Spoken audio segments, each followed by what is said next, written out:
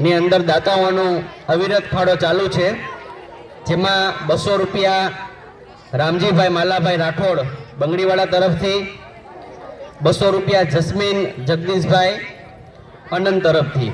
જોરદાર તાળીઓ સાથે આમનું અભિવાદન આપણે કરીએ. કાર્યક્રમની મધ્યમાં પહોંચતા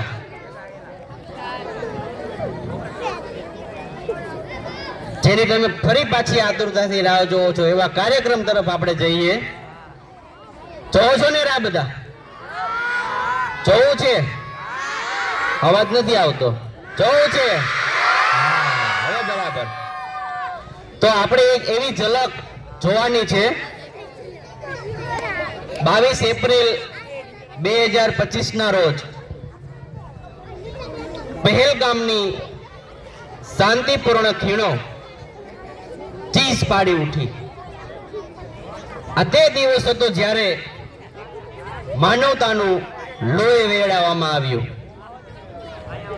આ તારીખ કોઈ પણ ભારતીય ક્યારે ભૂલી શકે એમ નથી, જ્યારે આ આતંકવાદીઓએ નિર્દોષ પ્રવાસીઓને નિશાન બનાવ્યા અને 27 જેટલા નિર્દોષ લોકોના મોતથી સમગ્ર દેશમાં દુઃખ ફેલાઈ ગયું. પરંતુ ભારતે આ હુમલાના દુઃખને હિંમતમાં ફેરવી દીધું.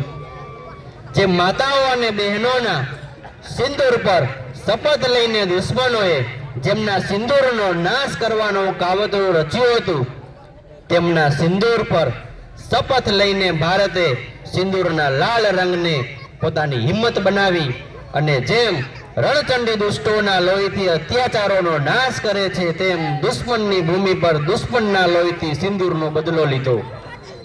આતંકવાદ સામે એકજૂથ થવાની આ ઉર્જાનું પરિણામ ઓપરેશન સિંદૂર હતું, જેણે દુશ્મનના દુષ્કૃત્યોનો એક યોગ્ય જવાબ આપ્યો. पहले घर में घुस के मारा, अब की तो बस दूर से मिला दिया है खाक में जिनको जिनको था मिलना हुर से.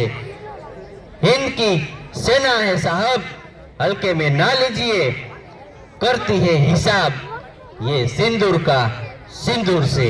तो આવું જ એક ઓપરેશન સિંદૂરની ઝલક બતાવતું દેશભક્તિ સોંગ લઈને આવી રહ્યા છે નેકનામ કુમાર તાલુકા શાળાના બાળકો. તો ચાલો તેને નિહાળીએ. મ્યુઝિક.